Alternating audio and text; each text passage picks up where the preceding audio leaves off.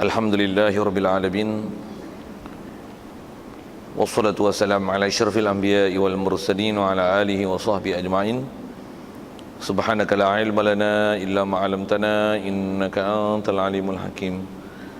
La haula wa la quwwata illa billahil aliyyil azim. Rabbi shrah li sadri wa yassir li amri wahlul 'uqdatam min lisani yafqahu qawli.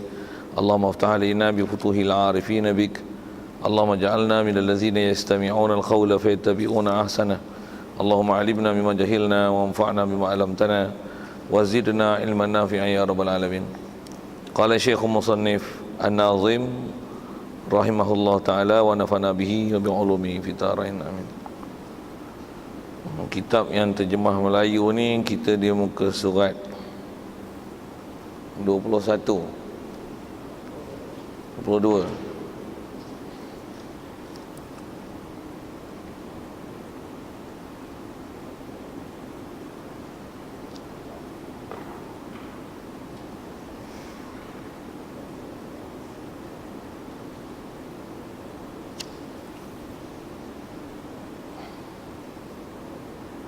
Seratus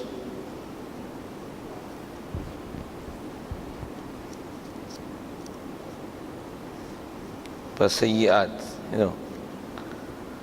Kalau gitu kitab tuan-tuan yang tak ada boleh ambil depan ni. Muka surat 21 kalau gitu, baris yang ke 101. Kata Musannif rahimahullah taala, fasyiatu indahu bil misli wal hasanatu du'ifat bil fadli.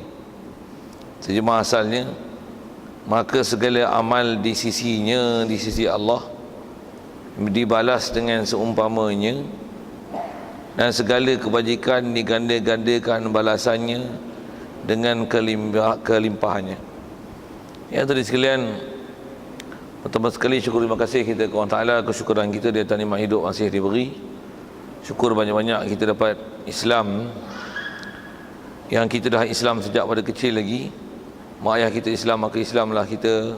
Syukur kita Allah Ta'ala jadikan hati sanubari kita boleh menerima dan mengiya dan membenarkan, mengiktikadkan semua ajaran yang dibawa datang oleh Nabi kita Muhammad sallallahu alaihi wasallam, yang kita mengakui bahawasanya semua ajarannya adalah benar belaka. Syukur banyak-banyak Allah Ta'ala jadikan hati sanubari kita gitu. Syukur juga dia telah jadikan kita boleh taat patuh perintah dia, tinggalkan larangannya. Syukur juga kesihatan, kelapangan masa diberi, yang dengan itu dapat kita hadir untuk solat maghrib berjemaah di masjid ini. Dan insya-Allah kita manfaatkan pertemuan kita malam ni meneruskan bacaan kitab kita daripada kitab Matan Jawharah Tauhid, insya-Allah. Dan kita dalam masjid ni ada peluang mendapatkan iktikaf ke kita. Kalau tak niat lagi main niat sama-sama, lafaz niatnya saja aku iktikaf dalam masjid ni kerana Allah Ta'ala. Kata musannif, fasyiatu indahu bil misli wal hasanatu du'ifat bil fadli. Ada sekalian apa yang kita nak sambung ni, kita masih bicara atas istilahnya dipanggil bab sam'iyat, perkara-perkara ghaib yang didengarkan perkhabarannya daripada Nabi kita Muhammad sallallahu alaihi wasallam. Jadi semua perkara yang, kalau perkara yang didengari daripada Nabi kita Muhammad SAW atas kaedah ahli sunnah wal jamaah, mereka menisbahkan pembahasan ilmu tersebut dengan istilahnya perkara-perkara sam'iyat.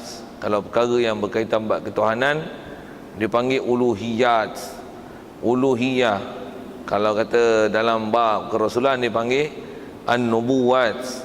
Jadi kita ni sedang duduk bicara dalam bab sam'iyat.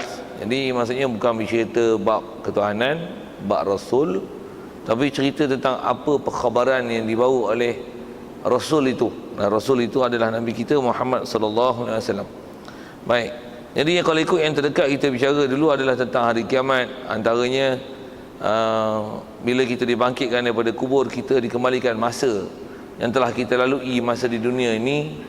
Jadi itu ialah antara perkara yang kita wajib i'tiqad akan berlaku. Begitu juga wajib i'tiqad adanya hisab, adanya mizan, wazan. Begitu juga adanya pemberian kita kitab suratan amal dan seumpamanya. Jadi apa yang kita nak sambung ni kalau ikut adalah sedikit istilah dosa pahala, dan bagaimana prinsip kita wajib i'tiqad mengikut kaedah ahli sunnah wal jamaah terhadap dosa dan pahala itu. Baik. Asal dia sebut kaedah begini, maka segala amal kejahatan di sisinya, di sisi Allah, dibalas dengan seumpamanya. Mengikut kaedah ahli sunnah wal jamaah, apa yang janji datang daripada perkara Nabi SAW dan juga dalam Quran, kesimpulan tentang masalah ganda-ganda amalan dan amalan ni, bab dosa, bab amal jahat, satu dibalas dengan seumpama. Istilah seumpama tu, satu balas satu. Satu orang mencuri sekali, dia tak dikenakan cas mencuri 30 kali. Tak ada. Allah Ta'ala tak cas salah kat kita punya. Cuma salah curi ialah salah curi. Dosa curi adalah mencuri. Tapi sekali mencuri tak hukum 30 kali mencuri. Pasal dasar kaedah ahli sunnah wal jamaah, kita wajib i'tiqad disebabkan dosa orang Ta'ala janjikan setiap balasan yang nak diberi atas siksaan, satu cas satu. Satu cas satu. Baik. Dan segala kebajikan pula wajib i'tiqad dan wajib berpegang. Allah Ta'ala punya besarnya rahmat dia dan dia janji kat kita, apa dia? Segala kebajikan diganda-gandakan balasannya dengan kelimpahannya. Masalah kebajikan, pahala, kaedah asal warid datang daripada sabda Nabi, daripada Quran, apa dia? Buat kebajikan ganda. Tapi kalau buat dosa, satu balas satu. Kalau tengok sekali lalu pun dalam bab tu, faham apa? Besarnya rahmat Allah Ta'ala beri kat kita. Dosa satu balas satu, tapi pahala ganda. Baik. Kemudian sedikit ayat kena perhati belakang tu. Baik. Gandaan Allah Ta'ala beri pasal apa? Ganda dengan kelimpahannya. Maksud kelimpahannya, limpah kurnia-Nya. Limpah kurnia Allah, yang Allah gandakan pahala kat kita. Kalau nisbah pahala sebenarnya, kalau tengok realiti, tak patut pun kita dapat pahala. Tak layak pun dapat pahala. Saya duduk ngaji dulu tuan, tutup guru duduk sebut gini, nak kata tak patut dan tak layaknya kita dapat pahala tu. Istilah tak patut tu maksudnya kalau renung elok-elok, nisbah kita lah. Kalau katalah kita semayang ni, dengan kita mengaji, dengan kita taat ni, contoh semayang maghrib kita tadilah, berapa kualiti kalau nak bubuh dengan skala 10, tuan-tuan punya kualiti sembahyang maghrib tadi berapa tuan-tuan nak bubuh? Daripada mula takbir sampai bagi salam, kita bubuh angka 10, berapa tuan-tuan boleh bubuh? Tuan-tuan punya sembahyang itu tuan-tuan bubuh. Wafilah dengan ayat itu kan. Apa saya nak sebut ialah layak ke dapat pahala, ataupun sebenarnya tak ada pahala pun sepatutnya boleh diberi. Dengan lalai, dengan cuai. Berapa lama tuan-tuan ingat Allah Ta'ala dalam sembahyang ni? Ataupun tuan-tuan baca macam burung kakak tua, termasuk saya yang jadi imam lah. Berapa besar, berapa banyak kita sembahyang dalam masa maghrib. Kita cerita maghrib, kita sembahyang sunat tu, cerita maghrib tu. Hak jadi tonggaknya, jadi asas tu. Asal kita bicara tentang pahala tu lah kan. Memang janjinya pahala ni kita sembahyang Allah Ta'ala bagi balas ganda. Okey. Macam mana pun saya nak sebut dulu, saya nak sebut ni ialah sebenarnya kalau nak semak elok-elok, jangan kata pahala, tak layak pun dapat pahala. Pasal apa? Satu, tak buat, dah lah tak sempurna. Satu. Kedua, sebenarnya kalau nak nisbah dengan pahala lah, memang tak layak. Pasal apa? Kita buat tu kalau nak banding dengan limpah kurnia Allah Ta'ala beri dengan apa yang dia perintahkan kita untuk buat, kalau ikut istilahnya, tak berbaloi ibadat yang kita buat dengan apa yang nak bayar. Nampak berapa kali tuan-tuan? Nasi berapa biji? Mata berapa banyak kapasiti cahaya yang kita dah pakai nak masuk dalam biji mata? Berapa banyak suara yang kita dah keluarkan? Berapa banyak langkah yang kita langkah? Belum cerita hak lain lagi lah. Macam-macam yang berapa banyak kita dengar apa. Kalau jenis bayar pakai bil, mampu tuan, bil mata, bil telinga, bil mulut, bil kaki, bil tangan, letih bayar tu. Tapi orang salah 1 sen pun dia tak minta bayar, dia fardukan solatnya jalan. Tu kalau renung tu layak ke dapat pahala. Sekali lagi kalau bab akidah, kalau tengok dari sisi sudut berapa pahala, layak ke dapat pahala? Cuba fikir gini, kita boleh sembahyang ni, siapa yang bagi kita sembahyang? Allah yang hidayah yang kita boleh sembahyang.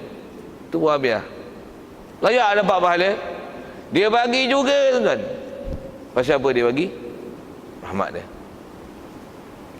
Satu, kita wajib i'tiqad mengikut kaedah ahli sunnah wal jamaah. Setiap limpah kurnia pahala kalau disebah akhirat esok, dia bagi balasan syurga. Tidak ada siapa yang masuk ke syurga melainkan semuanya adalah dengan rahmat Allah Ta'ala.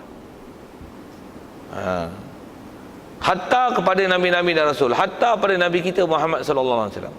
Ya Rasulullah sendiri pernah baginda ditanya bila cerita dalam bab-bab macam ni, hatta anta ya Rasulullah, sehingga kamu pun macam ni ke ya Rasulullah? Rasulullah kata hatta ana, sehingga aku. Maksudnya Rasulullah pun masuk dalam syurga pasal apa? Bukan dengan sebab amalan dia, bukan dengan sebab kerja dia, tapi dengan sebab limpah kurnia Allah Ta'ala beri. Baik, di atas prinsip kita Allah Ta'ala beri pahala, dan kalau kata dengan rahmat dia, dia masukkan kita dalam syurga, semua limpah kurnia dia. Baik, macam mana pun atas apa yang kita dah belajar lepas, ke atas kita, kalau pandang pada sudut pentaklifan, wajib pergi cari sabab rahmat. Memang masuk syurga dengan rahmat Allah, tapi jangan terlalu tinggi harapan nak masuk syurga ataupun dapat segala-gala yang kita rasa macam kita telah memenuhi terma dan syarat, padahal tak sempurna.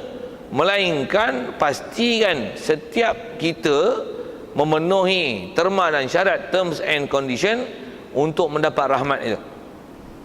Bila sebut masalah ganda, sembahyang berjemaah 27, cukup tak term condition yang kita buat untuk dapat 27? Satu benda mudah kan. Kita punya masjid ni agak besar agak lah kan. Kadang-kadang tak penuh soft pertama, dah buat soft kedua. Konon-konon main jemaah nak dapat 27. Soft pertama tak penuh, dah buat soft kedua. Dengar saya sebut, tak kucing dapat 27. Pasal apa? Atas kaedah yang telah disebut ulama' dengan kaedah-kaedah fiqh yang ada. Apa dia?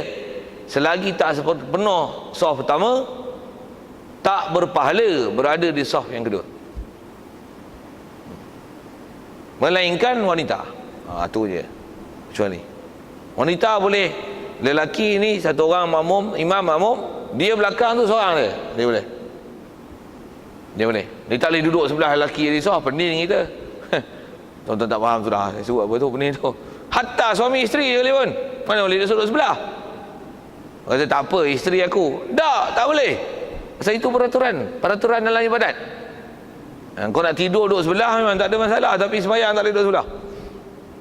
Okey, asal saya nak sebut ialah untuk dapatkan limpah kurnia dan rahmat dia, kurniaan dia, tidak mesti disempurnakan term and conditionnya. Carilah apa saja bab. Satu, kalau nisbah kita kat dunia, untuk masuk syurga syarat mesti Islam, dan takkan jadi Islam kalau nisbah orang kafir melainkan dengan kalimah syahadah. Baik, kalau dah Islam dengan sebab mak bapak, takkan boleh masuk Islam, dan tak sah Islam itu, tak sah Islam itu melainkan dengan ada iman dalam hati. Maksud iman apa? Membenarkan apa ajaran Nabi ni sallallahu alaihi wasallam. Tak ada apa yang kita tolak, yang kita bangkang. Kita membenarkan semuanya, kita iktiraf. Cari sebab untuk boleh membenar dan menerima semua ajaran Nabi itu, dengan ilmunya, dengan dalilnya, dengan hujahnya, supaya kita mengakui semua yang ajaran Rasulullah bawa. Ni sebab nak belajar, kita pergi belajar semua, yakin semua, faham semua, apatah lagi boleh buat semua. Term and condition tu taklah disempurnakan. Kalau mengucap kalimah syahadah pun tidak, sembahyang 5 waktu pun tidak, Fatihah pun baca gelang kabut, panjang pendek pun tak reti, tapi nak minta syurga Firdaus. Bandingkan macam ni tuan-tuan. Nisbah orang Ta'ala nak boleh bagi masuk, dia memang boleh masuk kan. Dia bagi masuk syurga pun dengan limpah kurnia dia, memang betul. Tapi sabab untuk boleh masuk syurga tu, pergi tengok elok-elok, cukup tak cukup. Dan kita di atas dunia ditaklifkan cari sabab itu. Macam mana kalau sebut begini, tuan-tuan ada RM5 dalam poket, nak beli kereta Ferrari, okey tak? Jangan berangan lah tuan kan. Walaupun tuan-tuan boleh kena nasib baik ada orang bagi Ferrari kat tuan kan. Tapi itu nasib baik. Bila tuan-tuan nak tunggu nasib baik tu? Tak ada nasib baik bab tu. Bahkan dari sisi kaedah pentaklifan, kau kena pergi cari sabab untuk beli Ferrari. Kau tak ada, carilah sabab nak beli Proton Saga. Kau tak ada Saga lah pun Proton. Boleh bila bahasa itu. Tak ada beli yang first hand, cari yang third hand. Second hand kok mahal lagi. Third hand. Tak ada kereta buruk mana-mana tu. Tak ada, kau pakailah apa? Yang boleh jadi bos. Driver mana pun orang bawa. Kita tak payah bawa kereta. Tak faham sudah. Tak nak bukan buat lawak atau ke mana pun. Tapi saya nak kata apa kan? Kalau tak ada kelayakan, terus ada berangan lah nak cari benda-benda yang tinggi. Pasal kita di atas kaedah ajaran Nabi SAW, dia ajar sabab. Nak masuk syurga, Rasulullah kata apa? Qulu la ilaha illallah tuflihu. Kalau disebut orang kafir, macam mana nak dapat sukses? Sebut la ilaha illallah, baru boleh berjaya. Walaupun orang Ta'ala boleh beri berjaya, siapa dia nak berjaya? Tapi sabab berjaya pergi cari. Okay? Asal kita bicara ni lah, mengikut kaedah ahli sunnah wal jamaah, memang masuk syurga adalah dengan limpah kurnia Allah Ta'ala. Tapi jangan tak tahu, untuk mendapat limpah kurnia, untuk mendapat rahmat, sabab rahmat adalah dicari. Macam mana kita kata rezeki Allah Ta'ala yang beri, tapi sabab rezeki adalah dicari. Itu lah. Sama ada kau nak cari sabab tu, sabab yang masa asbab duniawiyah ni, sabab dunia ni, ataupun sabab tu sabab akhirat. Macam mana sabab dunia? Niaga, apa seumpama itu. Kalau sabab akhirat macam mana? Mengajar, mengaji, tak fikir langsung bab rezeki. Tak fikir langsung bab makan minum. Tapi taat, sentiasa menghafal, baca Quran, mengaji, mengajar, tak pernah fikir lain tuan-tuan. Rezeki datang. Tapi sabab pergi cari. Jangan semayang tidak, mengaji tidak, mengajar tidak. Sabab dunia pun tak. Kerja tak, berniaga tak, duduk je. Itu kan. Walaupun rezeki orang taklah jamin. Jamin, dari segi jamin, tapi dia jamin khususnya kalau kita nak dapat yang special, sebut pergi dengan bahasa itu, tak dapat tidak, ditaklif buat sebab. Ditaklif buat sebab.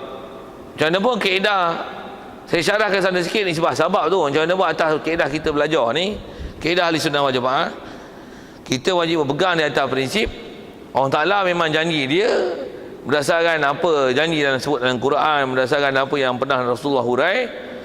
Nisbah kejahatan memang satu balas satu. Dia ada istilah apa? Win-win condition. Faham tak? Win-win condition. Maksudnya yang buat satu balas satu. Sekali mencuri, cuma nak kata satu-satu tu apa? Nisbah charge tu. Kita kalau semayang jemaah 27, apa maksudnya? Kau walaupun semayang sekali maghrib, kalau dapat 27, macam semayang maghrib 27 kali. Itu maksudnya. Walaupun kau semayang maghrib betul-betul 27 kali, belum tentu dapat macam tu. Tapi dengan limpah kurnia dia, dapat ganda tu. Hang semayang walaupun satu maghrib dengan berjemaah, cukup semua term condition dia, hang dapat 27. Macam maksudnya seolah-olah dapat 27 kali semayang. Oh tu. Tapi mencuri, sekali mencuri, memang dosa mencuri sekali. Tak ada hukum macam mencuri 30 kali. Tak ada. Tak ada. Tapi apa balasan dosa dia? Seksa dia. Seksa satu suku lah. Kita bicara atas charge. Kita bicara ni atas kata pahala ni, bicara atas charge. Nak charge apa? Bahasa Melayu ni charge tu macam putih, payah sikit lah pronunciation dia tu. Charge satu charge ni payah sikit nak sebut.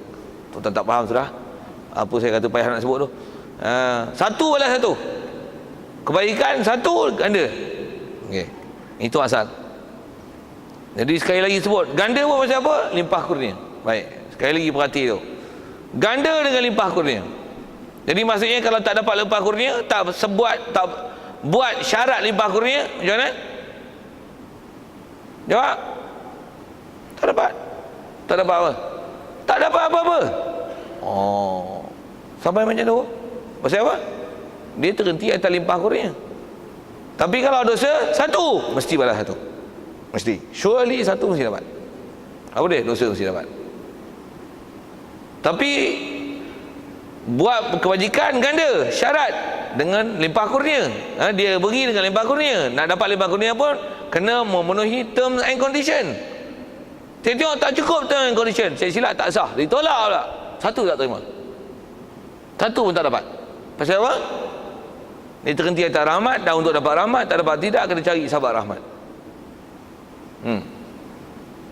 Sikit saya buat misal macam ni. Kalau tuan-tuan ambil loan dekat bank, ambil loan kena tuan, bunga kena. Nak tak nak, suka tak suka, kau kena. Tapi kalau tuan-tuan melabur, belum tentu tuan-tuan dapat berapa yang dia janji. Tuan pula tak cukup syarat. Simpanan kekal setahun, tuan-tuan 6 bulan buat keluar, habis sebut syarat. Buat mudah macam ni. Kalau tuan-tuan tak faham bank-bank tu, Selcom kata gunakan RM30 dalam masa seminggu, anda akan dapat sebanyak dikreditkan RM20 seminggu selepas tarikh berapa bulan sekian. Tak penuhi syarat, walaupun telah digunakan RM30, dia tengok tuan-tuan telah menggunakan RM29.99. Dapat? Dapat. Pasal apa? Tak memenuhi term and condition. Atas sebut ulama macam itulah, atas kata apa yang dia katakan limpah kurnia dan rahmat. Dan limpah kurnia dan rahmat, nisbah umumnya limpah kurnia dan rahmat, dan setiap limpahan kurnia dan rahmat Allah Ta'ala akan beri dengan memenuhi syarat. Sikit lagi kalau kita buat misal dengan suasana yang ada keliling kita. Misalnya kita tengok Palestin duk kena hentam, kena bunuh, pertolongan Allah Ta'ala jamin dia beri. Bila? In tansurullah yansurkum. Kalau kamu tolong agama Allah Ta'ala, kamu akan Allah Ta'ala beri pertolongan. Tolong tak? Setakat mana orang tolong? Orang tak tolong? Tak ada. Tolong ada. Tak tolong? Tak ada. Setakat mana? Sikit lah sebut tanda lah. Kalau kata zaman dulu kita tengok Rasulullah perang Badar, walaupun sikit menang. Pasal apa? Tengok dia orang iman macam mana kan. Walaupun persenjataan tak ada, tapi iman, takwa, amalan, Masya Allah. Kalau sikit kita manfaat situ tentang term and condition tu.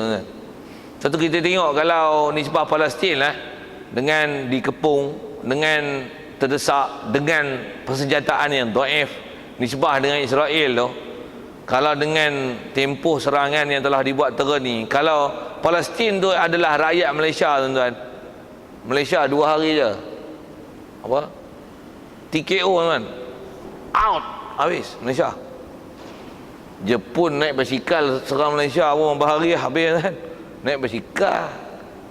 Betul tuan-tuan, sejarah kita tahun 41 macam tu kan. Tuan-tuan tahu sejarah Jepun? Belajar sejarah ke tak lulus sejarah? Ke tak duduk Malaysia dulu sekolah kebangsaan? Naik basikal yang tuan turun mendarat kat Kota Baru, kayu. Jumpa orang Melayu, atak kau. Banyak pokok lah kau, mampu lah kau. Kita dulu tuan, kita tu Malaysia. Palestin dengan senjata macam tu, berapa lama dia tahan? Iraq dulu tuan tengok, sebelum dikalah dulu lah kan. Berapa negara tu, negara-negara bersekutu tu serang dia, satu negeri. Amerika lah, apalah, semua jatuh. Boleh bertahan, tapi kalah. Tapi nak kata apa? Kalau Malaysia macam mana? Bak mercun je, out, all out. Tolak awal lagi. Bak mercun ni tuan. Bak puasa je, out. Bak tarawih je, out. Bak tadarus je, out. Habis, awal lagi, belum musuh masuk lagi tuan. Bak boykot je, out. Habis Malaysia. Orang suruh boykot boleh kata pula, jangan boykot, tak ada manfaat boykot. Habis nanti kita pula mudarat, tak boleh makan McDonald. Ya Allah, orang Malaysia tu bangang sampai ada macam tu. Tak, ni nak bagi komen nak tu panjang lagi. Tapi asal saya nak sebut ialah saya nak sebut ke Palestin sikit tadi. Di pasal apa boleh bertahan lagi? Mesti ada satu benda yang dia orang buat menyebabkan Allah Ta'ala bagi pertolongan. Kalau tengok lahiriah yang senjata dia yang tak disangka-sangka, apalah senjata kawalan jauh lah, apalah, tu satu hal. Tapi tengok amalan batin ni macam mana. Adalah bunyi-bunyi orang-orang Malaysia, orang sebelah Asia ni pergi sana untuk beri bantuan sukarela kan. Pula tu tanpa berdaftar dengan kerajaan untuk pergi. Berdaftar mampu salah tuan-tuan, undang-undang dunia. kita bantu mujahidin sana, salah undang-undang dunia. Walaupun betul dalam kaedah Islam, tapi salah dalam undang-undang dunia. Macam mana pun saya dah sebut gini, ada, saya pun terima maklumat, kita multimedia banyak lah ni, WhatsApp ada, Facebook ada kan.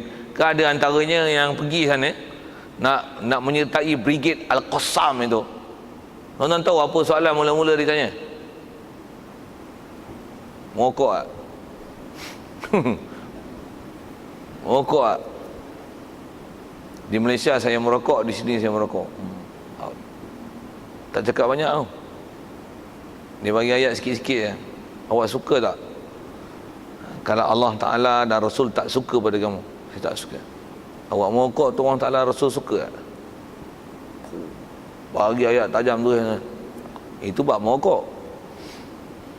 Nak bangun join doang, boleh tak? Tahajud kuat. Tahajud apa? Baca Quran tak boleh. Syok tembak orang apa ya? Syok berdiri. Syok bunuh orang. Amalan apa ada? Tauhid pun tak bisa mengaji. Allah Akbar, balik. Tak cukup syarat kan?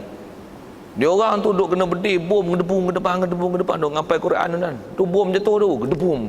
Tabarakalladzi bi yadihil mulku wa huwa ala kulli syai'in qadir. Gedebung. Yang selamat lari-lari degatlah. Yang duk ngapai, duk mengaji tu, duk berdiri tu, duk bom tu. Gedebung. Kita bom apa pun tak ada. Merecun dia bunyi, tak main. Sikit kan, saya suka sport itu. Kita cerai kan. Memang bahasa dia cerai. Saya dah sebut apa? Tu kita tak dapat sabak rahmat. Tu kita ni walaupun dengan bahasanya nikmat banyak, limpah kurnia banyak, orang Taala beri dari segi nikmat benda dunia, tapi kita lalai tu yang agar naik kehidupan di masyarakat sosial, teruk, mencuri, rompak, Yang masalah tu siapa? Orang kafir lah. Israel lah. Nama dia Muhammad, nama dia Fatimah, nama dia Aminah, nama dia Joyah, nama dia Bakar. Nama Mahdi, nama Najib, bofi lah. Adik-beradik tu. Nama Fatimah boleh sebut, anak Rasulullah punya nama boleh sebut, tak boleh sebut nama Najib kot. Buah nama saya, nama Ahmad, ada nama Rozaini ada. Sabar tu, orang Islam. Yang buat jahat orang Islam sendiri. Sana aku yang buat jahat orang kafir. Tu pun dia orang kata macam ni. Antara sebab tak menang lagi siapa? Pasal tak semua orang Palestin yang betul-betul akidah mantap untuk tegakkan Islam. Yang ada Hamas, kalau dulu ada PLO dia. Jadi ada yang nak buat cara kebangsaan juga. Orang duk tembak tu yang mati apa-apa, boleh duduk satu meja makan, minum, mesyuarat ni, gedebung mati. Kita rancangan gentahan senjata, gedebung mampu. Boleh duduk atas meja sembang dengan Yahudi. Ada yang nak cara macam tu untuk berdamai. Best. Padahal tahu musuh gilanya tu. Sikit saya sebut tu, tuan-tuan nak sebut apa? Nak cari rahmat dan sabar rahmat. Yang ni tuan-tuan sikit lagi masih nak sebut tak sabar rahmat. Macam memang atas prinsip kaedah ahli sunnah wal jamaah, dosa memang win-win condition. Satu boleh satu. Cuma nak sebut dosa dia tak ada excuse. Hang buat dosa satu memang satu. Dan satu tu selagi hang tak cuci duduk situ. Hang buat kebajikan satu tak cukup syarat tak sah. Apa betul tak? Walaupun 10 tahun hang buat ibadat. Itu sembahyang tak ada tobat ni dah. Hang sembahyang wudu rupanya tak rata dekat muka. Wudu rupanya tak sah tentang masalah niat. Wudu, sembahyang rupanya tak ni. Rupanya Fatihah hang baca tak betul. Habis tuan-tuan. Habis. Puasa selama ni tak pernah niat puasa. Tu dia. Habis puasa. Haji, apa dia tamatuk dengan kira apa dia? Hang buat haji apa tu? Aku tak tahu buat haji apa. Pergi haji 3 kali lah. Macam mana? Habis amalan. Apa? Satu pun tak sah. Siapa? Jahil. Tak ada term and condition yang nak sempurna kan. Macam mana? Pahala tak ada. Tak cukup syarat. Dapat rahmat, sabar rahmat tak ada oi. Cuai.